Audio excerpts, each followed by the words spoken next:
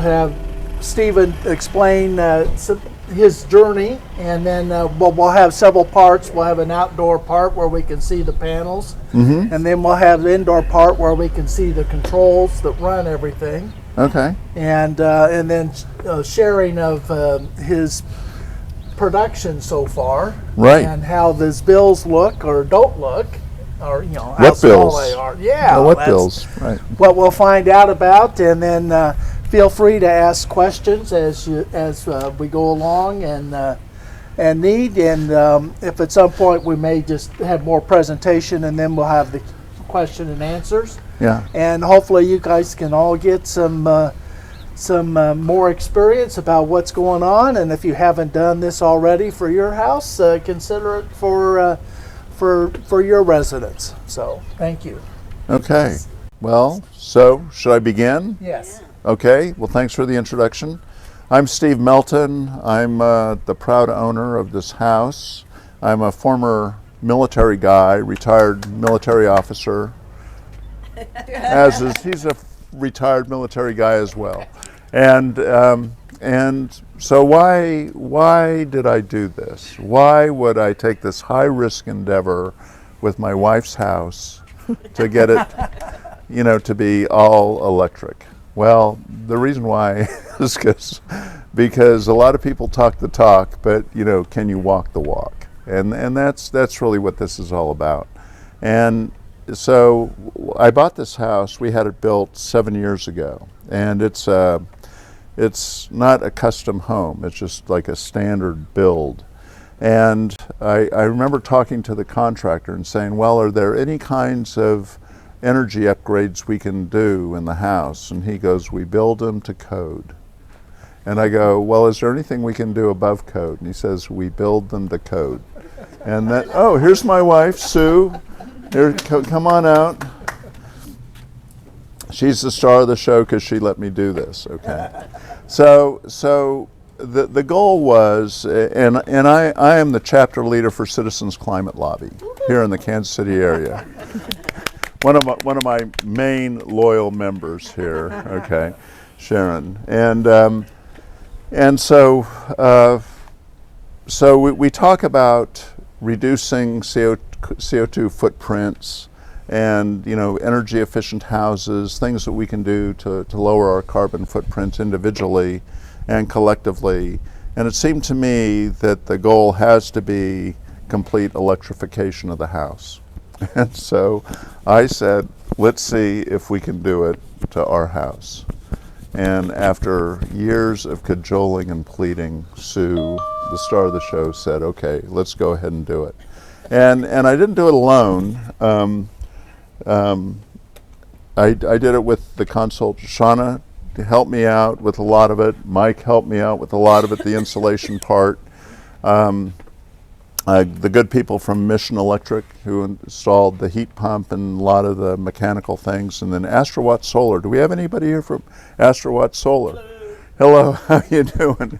So these solar guys. So we have somebody from Astrowatt Solar, and they put in the solar panels and hooked it all up.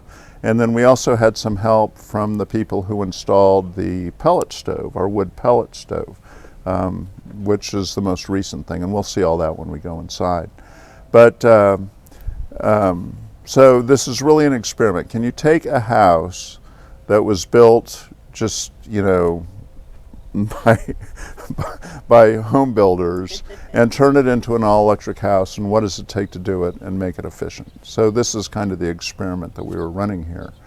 And I think the experiment's been very successful. There's things that I would do maybe a little bit differently, but a lot of things that I would do the same. Like if I needed more insulation, I'm going to call Mike, okay? If anything goes wrong with the solar panels, nothing has, I'm going to call Astrowatt Solar. They are a tremendous vendor. And of course, I'll always consult with you on what's going on. There are a lot of people who helped in this, and I think it's been worthwhile, and it's come out very well. If you have any technical questions on the solar panels, because I'm not a technical guy, okay? I'm too old to learn about electrical engineering, okay? And so if you have like technical issues about the solar panels, please. Yeah. And My name's Matt, and I'd be Matt. happy to answer any questions. And are you the owner of? No. Okay. But you're the one who runs it here in the Kansas City area, is that it? I'm part of the team. Part of the team. Part of the team. So Yeah. Part of the partner group. And I've got to say, when they came out and installed the solar panels, I was really impressed by the whole team at Astrowatt Solar. Every single guy I talked to and got to know over a very short amount of time, but they were really top notch. And your guys are great too. And I got to talk to them, and they speak very highly of you and as well. So, and the same at Mission Electric. I mean, they're really top notch people that you can put your trust in.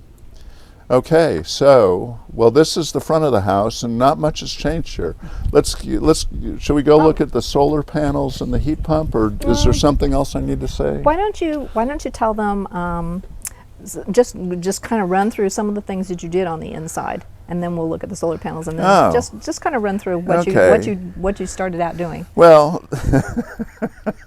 the first thing I did was some electrical work, because the electrical work is not set up for an all-electric home, and so we had to run some wires, and the good folks at Mission Electric did that. They brought out people, and then we had all the old appliances ripped out, the old gas furnace, the old gas electric,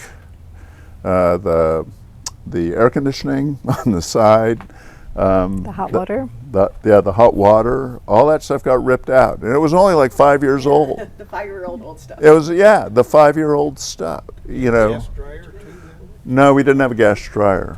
Yeah, no, we had an electric dryer. And then what Mike did, and we aren't going up to the attic, but Mike and his crew went up and they took out all the insulation. There was inadequate insulation in the attic, and they took out all that fiberglass insulation and they cleaned it all out.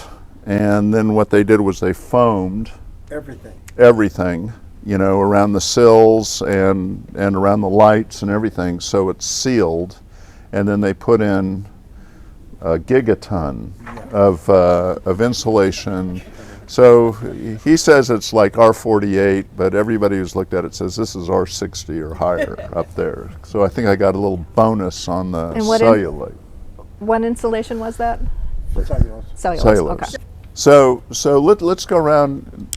Is that good? Oh, you also had a blower door test. Did you have two, or did you just have one? We did two. We had two. Pre and a post. Yeah, we did a pre and a post, and the house is tighter now, and we'll talk about the air exchanger when we go downstairs, which is why we need the air exchanger. Right. In fact, because the house is so tight, it doesn't exchange air as freely as a draftier house would. So every once in a while, Sue will say, let's run the air exchanger, and we just run it for an hour, and Put in a radon? what? Did you put in a radon? We're doing a test now to see if we need the radon. When you make your house tight, you trap that Right. where it used to just Yeah, leak out. we're doing a test on it now to see if we need a radon evacuator, but that test won't be done for a few more months. Okay. Do you all anything else? understand why he did the spray foam in the ceiling there? Because there's a lot of people don't know that when you're building a house, there's all kinds of pipes that go up through your ceiling, and there's wiring that goes up through your ceiling, and all those holes that they drill to take up those wires, those are all air chases right up to your attic and right out to the elements. And so by using the spray foam, they go around all those places, seal up and foam in all those places so they don't have the air going up and you're not losing your heated or cooled air out of your attic. So the spray foam seals everything up, and then they go back in with the cellulose in the ceiling between the attic and the ceiling of the house. Right. I don't think you had anything that No. was spray foamed up. No. in there. Unless you'd be leaking water, you would No. pick that up. Yeah, pretty no, fast. there's no, the only work that was done on the roof was to take out the old chimney for the gas heater, because that chimney interfered with where we wanted to put the solar panels. So I took out the chimney and had the roof repaired there so that we could put the solar panels higher up where they're more effective. Okay, that's what we did. And while we're here all together, I got to make a pitch. Okay, is it, you know, if we decide that we need to do more on this house, and I'm not sure that we need to, but what I would do is get Mike and his folks to come out and put on foam on the outside of the house. And this is required by the new energy efficient building codes. The IECC 2021 building codes would be like R10 all around the house. It would go, you know, if you watch them do it, they just glue it on here, and then they seal it, and then they put some kind of stucco material. It isn't stucco, but it adheres to this, and they paint it, and then you can get R10 around the walls of the house, which, in my opinion, if we're leaking energy, that's where we're doing it. We aren't leaking it through the ceiling. If we're leaking energy, we're leaking it through the walls. But I'm not sure that that needs to be done. But we'll see. You know, we'll It'd be just pretty see. extensive, because what happens is you see all your trim work and everything. Yeah. All that has to come out. All that has to come out. But if you know, if and they have we- to replace the siding, you know, if they had to, yeah. yeah, that's what we might have to do. Or if the house needed to be repainted or something like that. So let's go around and see the side. When he got there. So that's this what is my old gas he meter. said. It was disconnected, you know, 2 or 3 years ago when I has to come went back all into this electric. thing. And the gas people, they said, well, where do we forward your final bill to? And I just send it to my address. And they go, well, you aren't moving? I go, no, we're just disconnecting from gas. They were flabbergasted. You know, I think they reported me to OPEC or something. This is the heat pump installed by Mission. And this is the exterior unit. And, you know, tremendous. It cools like an air conditioner in the summer and heats in the winter. And we'll see more of that on the inside. What about, does it make much noise that you can hear out here? No, it isn't noisy. The only time it gets noisy is when it goes through a defrost cycle in the and it's just, you know, if it gets like ice on the blades, it will send electricity out to heat the blades and melt the ice off. And that's a little noisy, but not that's a great question. I also have a Trane heat pump, and mine is 18 years old and still going. Yeah. And And it it last that long. I know. I'm just like waiting for it to go, but so far it's doing fine. But he's right. It doesn't make much noise in its regular mode. Only Yeah, when you get I don't iced hear up or something, it makes a little more noise. Yeah. And it's certainly quieter inside the house. Yeah. Because you don't have all these Rushing big of air. blowers that you have with the gas heaters. It's quieter inside the house. Blades and the energy efficiency things that Steve and Sue have done to their house, you know, you guys are running pretty close to just a little over 9,000, which equates to about, you run about 23 kilowatt hours per day, but our system has been producing on the average about 38 Yeah. kilowatt hours. Yeah. So, Yeah, we'll go out and stand in my neighbor's yard and we can see the ones on the back. we have east and It's about southeast. Southeast. converting that DC, that direct current, right, from the sun. Uh-huh. We're using in-phase technology, which is this microinverter. So every one of these panels has a microinverter underneath it, which is converting the DC into AC. Alternate current is what Steve and Sue are running. You know, the whole house is electric. And the reason why we kind of like to do that per module as opposed to a string inverter is because if a panel goes out, the whole system doesn't go down. Or if you had dirt or pollen or bird droppings or whatever on the panel, it doesn't affect the whole array. It just affects that section. So there's less connection points for one. And it's just a reassurance to be able to monitor your system. So Steve can get on his system and I can pull it up as well. And you can look at each panel and see what it's running at. We'll do that. I got it on my computer. So okay. yeah, one of the stops will be looking at your app, the Enphase Okay. app. Okay, great. Yeah, And it tells a great story of how we're producing, how we're using, what happens day-to-day variability based on rain and the panels. The panels are pulling their weight. Each one is doing a great job.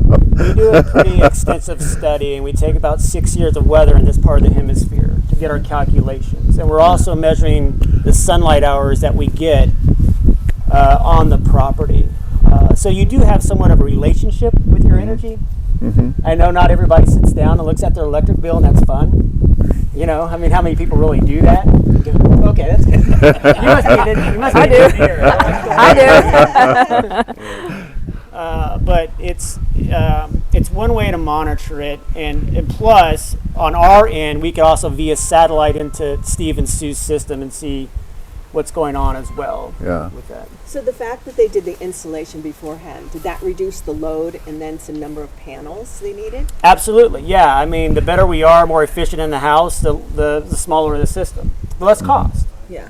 Faster return on your investment. There's always things that you can do to make the house more efficient, which Steve and Sue has obviously done. Simple from the installation, from LED lights to Nest thermostat, things that you could help reduce your carbon footprint. Yeah. That's kind of what the goal is. Yeah. And I think when we were first talking, you wanted to see all my electricity bills. So it was the sizing of the panel was based on the electrical consumption, I think what you said was you want to make sure that we meet the electrical consumption for 8 months out of the year, but in the winter, because I have electric heating, and that's when the sun does not shine as much. It gets a little tricky. I will, When there's snow on my panels, it's just get nothing. Right, Yeah. yeah, we calculate all those months because of how the net metering laws work with Evergy. I mean, I probably work with 7 different utility companies within a 300-mile radius. Yeah. I didn't realize there were so many of them, Yeah. so many co-ops or whatever. Yeah. And the reason why we look at the data and the kilowatt hour usage of what Sue and Steve are using at the property is because we can quote this intelligently, because you don't really get paid back for whatever you overproduce. Yeah. Evergy's they're charging Steve and Sue about 17.5 cents on the kilowatt hour. Okay, they'll give you a credit for credit, or an eye for an eye, or a one for one, however you want to word that, but they only pay you back at a wholesale price of about 3 pennies for whatever you overproduce. Yeah. So to kind of put that in context, systems up, we produce 900 kilowatt hours in the month of October. Yeah. Maybe Sue and Steve only used 800. We overproduced by 100 kilowatt hours that month. Evergy does not allow you to roll that over to the next month. Okay, Yeah. they're just going to cash you out at that 3 cents. You just made $3. You have a bill that month, but maybe it's only $13 because it eats into your customer service charge. Right. Basically. Right. So we size intelligently with that. If we look at sizing your system to crush more power than really what a customer needs, I just Yeah. kind of did you a disservice. Yeah. Unless you just want to be friendly Yeah. and feed the grid and only get paid back at a wholesale price, but then they're going to charge your neighbors 17.5 cents, Yeah. right? So there's that zen, I guess, a sweet spot with that, and I think Steve kind of spoke on that with, when we get into the winter months, Yeah. of sizing that, because obviously the daylight hours are different, Yeah. right? They're shorter. So Yeah. So earlier we heard that Steve's going to buy a luxury electric car. Well, we can Then he's dive got out his into wife. that. I'm going to prefer that he gets the that's a EV car that's AC coupled, so we can look at using the bi-directional EV charger now. Yeah. So this is a thing that's coming out. That solar's kind of here. It's kind of plateaued. It's just a matter of how you can store the energy. Right, the battery technology is getting better and better by the day. It's here. The lithium-ion batteries. The research is what's going on with hydrogen batteries. Yeah. There's plenty of seawater, right? But really now, you do have a battery system in place if it's your vehicle, like these Teslas out here. Okay, if you could actually use your car kind of as a battery backup for the house if you're using a bi-directional EV charger. Right. And that just simply means, generally when we set those things up, it's kind of a partial home backup with that battery. We're just looking to run the critical loads, the priority breakers. keep the refrigerator on, the pipes from not freezing, maybe the sub pump, maybe a medical device, maybe the internet, maybe a few lights, and maybe a few outlets to charge cell phones. We're just kind of in that survival mode, I guess, with that. Yeah. There's a lot of pluses to that. I guess the only downfall to that is if the car's not here. So that's kind of the difference between like stationary batteries and then if Sue and Steve are, if they take a trip to Chicago, I don't know. Their battery's not here, basically, with that. Or we could take the other car. You could take the other car. You could take the other car. Yeah. But it's pretty amazing, though. You have all the things to be able to be sustainable and power your home with the things we have here. And I'd like to just comment, and that's great about the EV. Thanks for letting me know. And but Evergy, they don't pay me as much, for the energy I give them as they give me. But on the other hand, I don't have to be self-contained and off the grid here. It pays me great benefits, and you'll see this, to be able to draw off the grid and use their power when I'm not producing enough. And so, to me, I'm saving money, by having the solar panels. Am I making money off of them? No, probably not, but I'm saving a little bit of money. But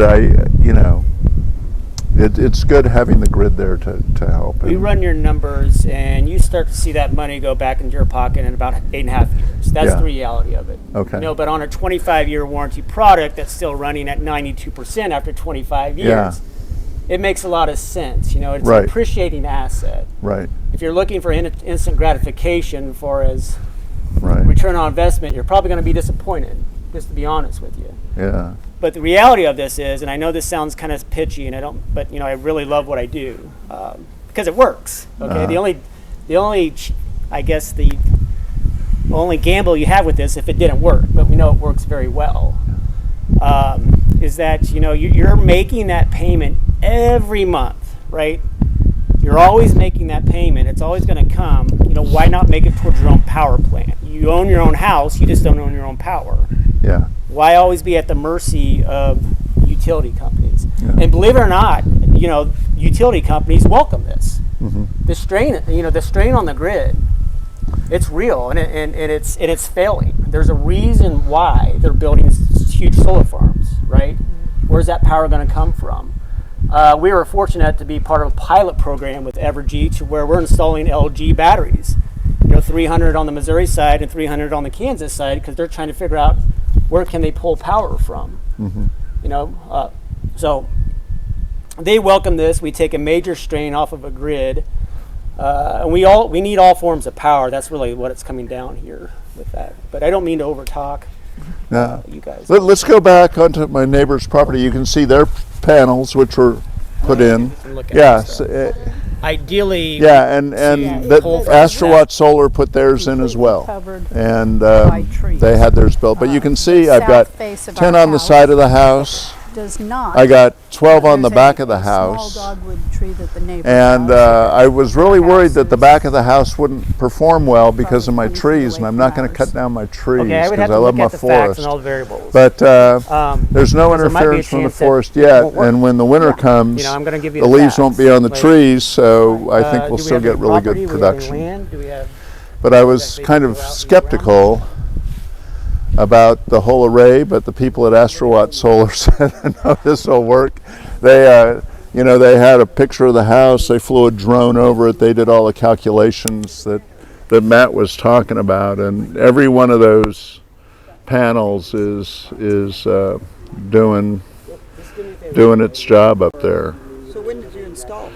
It was at the end of May when it went online. It sounds like it's recent. Yeah. Yeah, it was put in earlier, but getting Evergy out here to turn on the system, hook us to the grid was a little bit difficult. They wanted their final inspection. Yeah. Well, yeah, they. I don't find Evergy friendly. Yeah. Where he's saying they love us, I don't think they do. They love it if they put in solar. They don't love it if we put in solar. They in Kansas, they just They fight you over there. Oh yeah, it's Yeah. I'm overhearing something about Kansas with HOA. no, not HOA. Oh no, Evergy. Evergy is not friendly in Kansas to solar. they have to be. We've got thousands of systems there. That's only. They're not. They're not. I got in under a grandfather clause, and my son put his in the next month, and they were saying, okay, if you do this, I can't remember all the details now because it's been 10 years, but if you do this, then if you use power this much in this any 15 minutes of this block, then the whole month you pay a higher rate.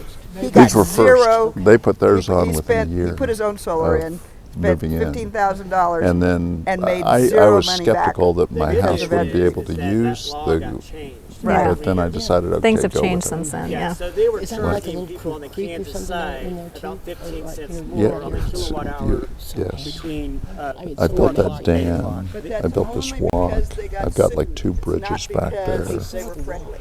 Yeah. They got sued. I went to that hearing. Yeah, I that's was what there. I'm saying. They're I was not there friendly with. The on pipe just Kansas. runs down They were forced to be We friendly. call it but the have Rio not. Promenade. And then I'm They called it a reforesting out discrimination back. case. They were making people pay it's more in the money black for walnut, saving yeah, money and well. providing cleaner air for the world. Yeah. Right. So I don't yeah. find Evergy friendly. So as I understand it, if a solar customer or solar panel customer You're talking to is only somebody who getting doesn't know. 2 cents for every kilowatt hour they're putting back on the grid, or 3 cents for that they put back on the grid, but it costs Evergy maybe 5 or 6 cents to make a kilowatt hour of power. So in a sense, it's a good deal for them. So I mean, they have every reason to be, I guess, accommodating to the homeowners that are willing to make the capital investment to do this. Yeah, you bring up a good point. A lot of these solar systems, and a good 98% of them, are grid tied. Right? We're basically using Evergy as the battery pack. You know, Steve and Sue have a bidirectional meter on their property. Okay, it looks exactly the same as their meter. The only difference is that it says solar on it, and it's got 2 arrows. So right now, during the day, that meter's, kind of going backwards and going to Evergy. And then at nighttime, it's going to credit back the same amount, eye for an eye, credit for credit. And whatever the solar doesn't use, then the grid is kind of your backup. It uses your solar first, and then the grid kind of as your second form of power with that. Yeah. But there's a lot to unfold on that. But and I'm happy to answer all those questions. I don't know the format of Steve's meeting here, but I'd be happy to kind of go over all those questions. So Well, it's Shauna's meeting. Oh, I'm just, I'm just, he's the Yeah. homeowner. But he's the homeowner. Am I Mrs. Sainer? Yes. yeah. I am. You know, we can debate it all. I'm pleased with the situation I have now, knowing what it does and knowing what Evergy provides, and at no cost so far, and what I provide back. I think it's fair. It may not be the best deal. I mean, if the Public Services Commission says, no, you're not paying these people enough for solar, you need to pay them more, hey, I'll take the money, but To understand the dynamics. it's good to understand the dynamics, but having a backup energy system with Evergy is worth something. That's worth something. And these are very attractive solar panels. There's some that solar panels themselves, the look and feel of them are changing over time. Right. And each cell is getting that much more, a lot of output, right? Right. So someone has said every time you keep waiting, you might need fewer system because each one you're going to get more bang for your buck. Do you see that happening? I can speak on behalf of that. Yes, I mean, they are thinner, the monocrystalline, the argon hydrojunction split cells. They're all black, matted black. You don't really see the cell structure. So yeah, it does go along with the contour of the roof. My thoughts is that look at all this sun out here that we could be harnessing. If we're always waiting, or if we're always waiting for the new iPhone to come out, we'd never have a phone. I've had my system up for 7 years, and I've never had any issues with it. Yes, I guess they consider it a little more dinosaur technology from even 7 years ago. But it works perfectly fine. I mean, if something's not broke, don't fix it. I've always kind of been that way. To answer your question, yes, some of the times the cell structure is getting smaller. I don't really think the technology is going to change much unless they find a different mineral in the earth or something with it. It's basically 100% silicon sand waffle. And then you look at the panel itself, it's 99% recyclable, everything about it. Yeah. So is there room here to make an addition when that electric car shows up and power bill spikes? We have plenty of square footage. It just depends on how far he drives that electric vehicle. That's another thing. I mean, if we're putting 50 miles on it a day, maybe we only need 2 more panels to take care of that. Yeah. I don't know. Where Evergy did, where they did it was Casey Pinnell, but I did an audit and said this is the maximum number of panels you can have. If you add something like the car, do you have to go through a whole new audit, or can you add panels on the Kansas side? We do have to go through permitting again, and yes. So the short answer is yes. They cap you off at 103% offset regardless. Which, why would we go any further than that anyways? Because you don't really benefit from what you overproduce. Right. Yeah. And they've never really given me a real reason of why they cap us off with that, or really an understanding reason. But we work with Evergy. They recommend us because of again they're looking for other forms of power because we're kind of out building the grid. You hear about all these rolling blackouts. It happens. It's for real. In California, they can turn your power off whenever they want. You hear a lot more about battery technology in California because people kind of need that just because of that. But the short answer is that you are capped off at a certain. We do apply for a variance to let them know that there is going to be more energy use with the electric vehicle or a hot tub or a swimming pool or whatnot. So yes, that can be justifiable, but we do have to resubmit all of our plans, or I should say our permitting for jurisdiction to be able to justify our energy increase. So the microinverters, are they all tied to the internet then with Steve's internet here so that they can kind of monitor just how things are going then? We can and Steve can. He gave us permission to be able to do that. Yeah, so you can monitor all that and you can look at that, which is reassurance. You don't have to wait every month to wait for your bill to come out to, hey, is my solar even working, right? Yeah. So when I was in France, I could look on my iPhone and see that my solar panels were working. And I could see how much they were generating and how much consumption there was in the house, so that, there wasn't some hobo in there, setting up camp, and, So when a microinverter fails or starts to go out, they can reset that, just like if your computer needs to be rebooted or something to make it all the functions work on it. They can reboot that remotely then, can't they, without having to send out a service guy to actually work on it? There's options like that does happen. If the inverter is going out, then it's going to be replaced for free because it's under that 25-year warranty. It's going to be honored with that warranty. Now, if it's past 25 years, then no, it's going to be a microinverter that you're going to have to pay for it to be replaced. But things happen.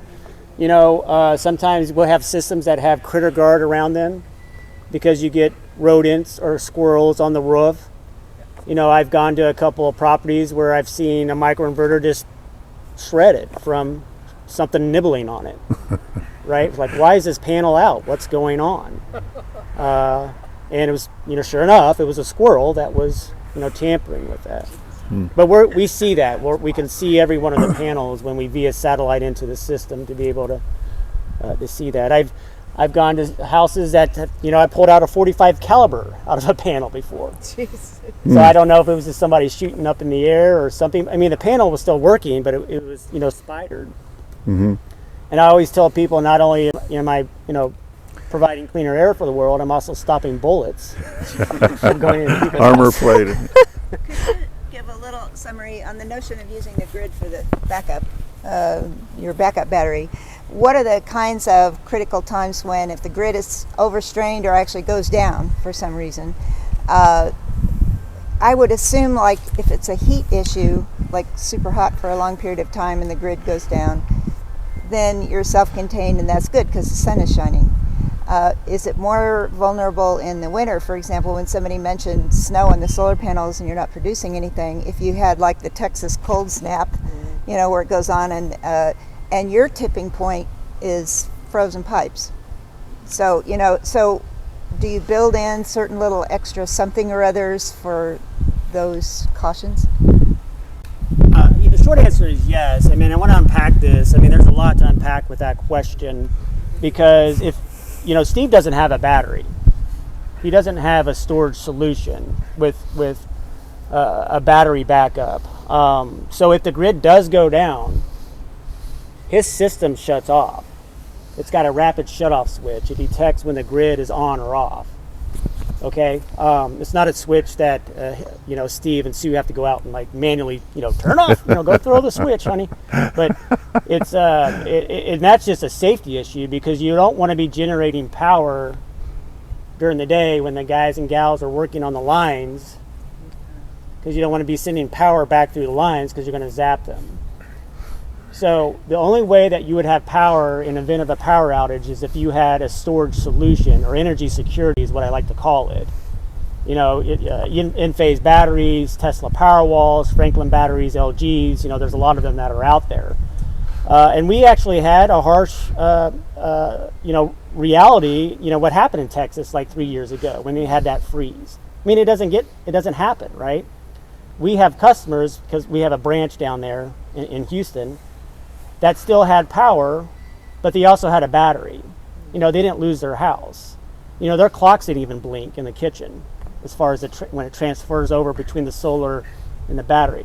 And I think that's the beautiful thing about solar, and when you couple it with the battery, you're always going to have power as long as the sun's out or comes back out.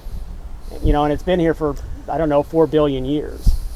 But to be honest with it and give you the facts, the sky's the limit with batteries. If we're in emergency mode and the grid goes down and we're in the middle of January and we go through a week of just very, very dark weather, Sue and Steve maybe have power, with their size of the system. And I'm just talking about if we did one battery, like a 13.34 output battery. I'm just using that as an example. That might give them power for about 15 hours. If the sun never comes back out, we're kind of crossing our fingers that the next day it's a sunny day like this, or the grid's restored by then, basically. And do they turn that system on and off? Like if they have a bunch of stuff plugged in and they don't want to drain it down, do they go around and turn everything off, or is there like no power? Well, great question. That's when we kind of talk to the homeowner and say, hey, we're gonna go through a gateway with your battery, which is basically prioritizing the breakers that they want to have on during the power outage. Refrigerator. Yeah, Except it's winter. generally if we hook up the AC, if we hook up any kind of, and plus the heat pump, that drain, that's, Right. I think that's a That's 60. the biggest thing. Yeah, right. Right. That battery is going to be drained pretty quickly. Mm-hmm. You're kind of in survival mode. We're not doing laundry. We don't have the dishwasher on. We don't have all the TVs on. We're hoping that the grid gets restored fairly quickly. But there's all kinds of things you can do with that. The sky's the limit. You're going to spend more money. You can stack up to maybe 7 batteries per gateway. He would never need that many, but there is a solution for that. And I tell people this all the time, like the ultimate system. All right, if we're building off the grid, I don't know if you guys ever watch any of those shows or whatever. We have geothermal, we have a little wind turbine, we have solar, we have a battery bank, and maybe, believe it or not, just in case, and I know this is fossil fuel, a gas-powered generator. You know, maybe you got a little propane tank or something or whatever that's on the field, but you have all forms of power. Like, I'm not worried about you ever not having power. Like, you would never even need that meter, basically. So. Well, and in the case of that disaster scenario where you hunker down and take the refrigerated food outside because it's winter, Oh yeah. Right. you know, but is part of then assessing that, for example, because Texas, am I right, that part of the issue systemically was they never insulated critical parts, pipes, I don't know. They gambled it wouldn't freeze. Yeah, and You're so absolutely correct. would within a house, if the damage would be you're uncomfortable for a long time, but you have a lot of blankets, and this happened to my sister in Philly, so that's why it's on my mind. Frozen pipes is a whole nother thing. Sure, That destroys causes the a whole house. cascade of stuff. Yeah. So as part of the assessment to go through and say, well, let's insulate all this part that it'd be more likely to freeze if you had that kind of problem. Or is that an extra step that one would have to ask? I don't know. I mean, I I think think a lot that of the would be problem in insulation. Texas And is it- they part of the allow you to insulation. put in pipes and exterior walls, you know, and there's no pipe in any exterior wall in here, you know, so, you know, be careful the way your pipes are put in. Yeah, if if they're the- interior to the house, If the builders are being careful, Yeah. they're putting pipes on interior walls. right. Is that at least code these days? I don't know if it's code or not. Move to the Shall we go? inside, downstairs. Move to the inside, okay? Okay. So one thing on batteries though, Fire risk. You have people that worried about so many batteries. What are you guys seeing with that? We don't see any issues with it because mostly our batteries are rated for That's my outside as forest. well, but inside. So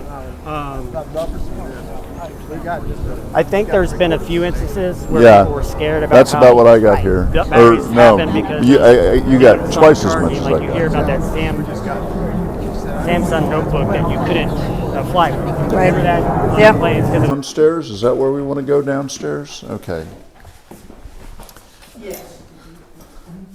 And all work running. Yeah.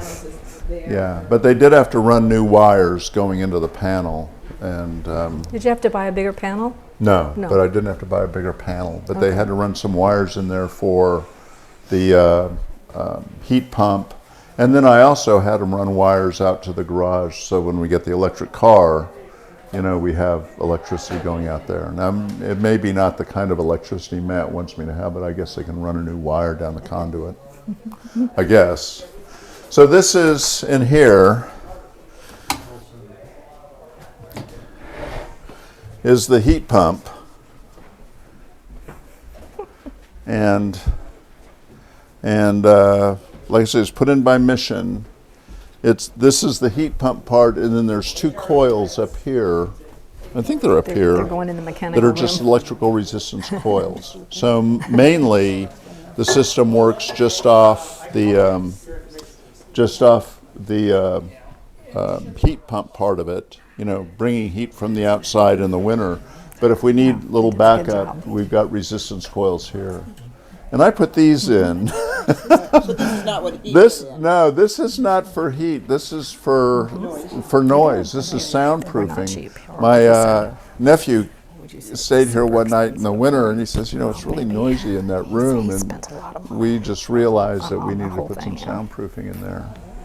And then over here, if you want to come look, you can see some of the insulation we added, and this was Mike and his guys putting in insulation, you know, to make it. So this stuff is insulation? Insulation, Fortunately, right? the mechanical room's pretty big. And you can see where we cut off the pipe for the gas. So there's no pipe for the gas. And Mike's guys put up all that foam around the sill. I did that. That Yeah. was like really. Yeah, This is beautiful. yeah, yeah. Thank you. You did this? It's a floor-to-wall bulletin board. It's soundproof and it's soundproofing insulation so that. There's water on the floor down there, just so. And I Is there water?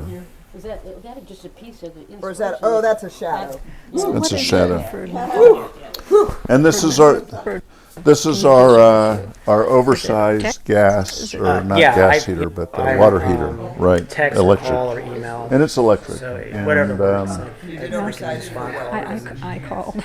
I called many times and you know, it's no. They said, well, you know, if you have all kinds of gas, you can put it in. I go, I mean, when you're spending this much money, you know, you might as well, you a know. month or two. You lose track of it. Have you ever bought a house? It was my assignment. I had a house built. See if you could come out. You know, you lose track of the money you're spending. What about instant hot water heaters? And all that Or just hang back, and then we'll get Getting all you. changed So, electric. you know, what And there's the pipe kind of that you took like out two of the things gas. important in this room, and one is the insulation that Mike and his guys put in Go look at it. along It's the a really sills nice up here, HVAC job. and then along these walls, and I think that helps a lot. Here, remember. Yeah. Yes, Yeah. these Oh, are yeah, I do. well, Needle hair and, they're concrete walls. Yeah. And and some are against the dirt, and some are just exposed to the It air. was started by grandfather Be as a inside. separate. There were three senior brothers that came. Yeah. immigrated Well, here. the new And one of code them would started require you distinguishing to have my insulation husband's codes would grandfather require you to have was another branch of the insulation family. below So there were grade. three branches of the Zener family. Yeah, Okay. because So you that's probably get what that's the way a lot of It's all right. It's I good. just kind of you know you lose a lot of energy. believe one of them. If not, I mean, with huge spaces like this, you can put the insulation inside the walls too. But that's not the most I don't effective know way which to one do that it. was, but I know hers. And then this is, Yeah. I think this was like one of the first of these that Mission put in. But this is our air exchanger for the outside, and one of them brings air in, and one of them brings air out, and the rest of it, you know, takes it into the air exchange system, the air conditioning system, and. Like I said, if your house is tight, and to be thermally efficient, it needs to be tight, then you need to have a way to exchange air. And what we do, what we do now, what we've learned over the last couple of years to do is, when we're like go to the store or something, we'll turn this thing on and we'll just turn on the fans in the, in the kitchen and in the bathrooms, and just exchange all the air in the house in like an hour or something like that. If we go for a walk in the morning, just exchange the air every once in a while, like every couple of weeks or something, just to get all the old air out and new air into the house.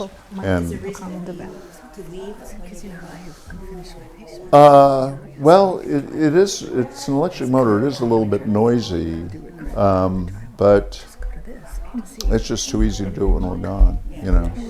If we go for a walk, that's just the way we remember it. It's not like you notice bad air coming across as you're walking through the house. No, I don't. And my wife's much more sensitive to odors than I am. But she's the one that basically says, "Hey, let's exchange the air." Yeah. And for me, I'll just go outside.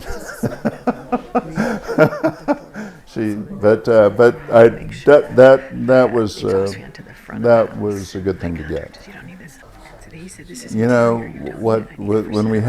When we had the attic insulated, and Mike's guys came and foamed it all, he said, "You're going to notice a lot less dust in the house." And we don't have a big problem with those.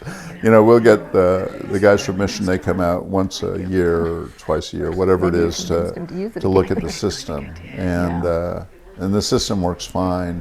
And they look at the filter and say, "Geez, you guys don't run this much, do you?" Because if you get that insulation, that foam insulation up there, seal, you don't have a dirty house. Yeah, so it makes a big difference. But that's what we run, and we change them when they need it, which is like once a year, whether it needs it or not. Yeah. A lot of people will tell you to change it every 3 months or so. Yeah, well. But you've got enough there for a couple of years to change it. So Right. Well, I always have a backup, right? Because something went when they installed something. It wasn't working right originally. This one, they had to come back and do it. Did Yeah. they fix it? Yeah, they what fixed was wrong it. with it originally?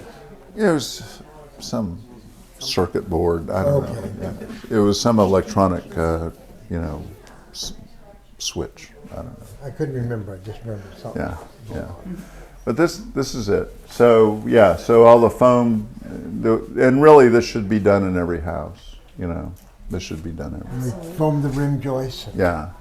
Did you see the insulation that we put in, the noise canceling? We did do a great job. We did do a great job. Well, we discovered that. And we'll go back upstairs. It was so loud. At Home Depot, and Yeah. So didn't we get, or was it Lowe's? One of them, one of the two. And Sue saw him and said, "I need these lamps." And so we even bought extra bulbs or globes so when we break them, and we, they're kind of whimsical. But this is a wood pellet stove, and believe it or not, this qualifies for a 30% tax credit because it's so energy efficient. And it has these pellets. Oops. That you buy, wood pellets that you buy at Menards, I guess, and it draws from the outside of the house, and it exhausts to the outside of the house, so it isn't like a traditional fireplace. It sucks warm air out of your house and puts it up a chimney. And we had it put in the spring. We only used it once. Yeah, we just had them turn it on to make sure it worked, and we'll see how it goes this winter. But you could heat this whole house with this. I mean, they're highly efficient, and that's why the government's giving, a 30% tax credit on it. Blow warm air out the bottom, and then it gets caught into the system, and then that's what flows it around. How do you get it to the whole house? It just radiates out from here. It doesn't have a blower, does it? I don't think it has a blower. Does it? Yeah. Yeah. How does it get to the basement? Oh well, it'll just use the air exchange system that's built into the because I'm old HVAC. and I really don't do. I do consulting a little bit, but I don't do a lot. But you could. Well, you don't mind if I use your name. You could use this because it's just a metal pipe going out, right? I'm sure they could do it. And we got the guys who put this in were from Complete Home Concepts. They're down, I think they're in Riverside. Yeah, just outside of Parkville, but in Riverside, Complete Home Concepts. They did some work for us when we had the house built. And the guys who came in and put this in were just top notch, and the salespeople, and they'll talk to you about it. But, since I'm in the habit of recommending vendors who have done a good job for me. Is there ash that you have to clean out of it maybe every so often? There's a little tray that every once in a while you can take the ash out, and I'll take it out. I'll just take it out. Put it in the garden. Yeah, dump it in the garden, take it out there.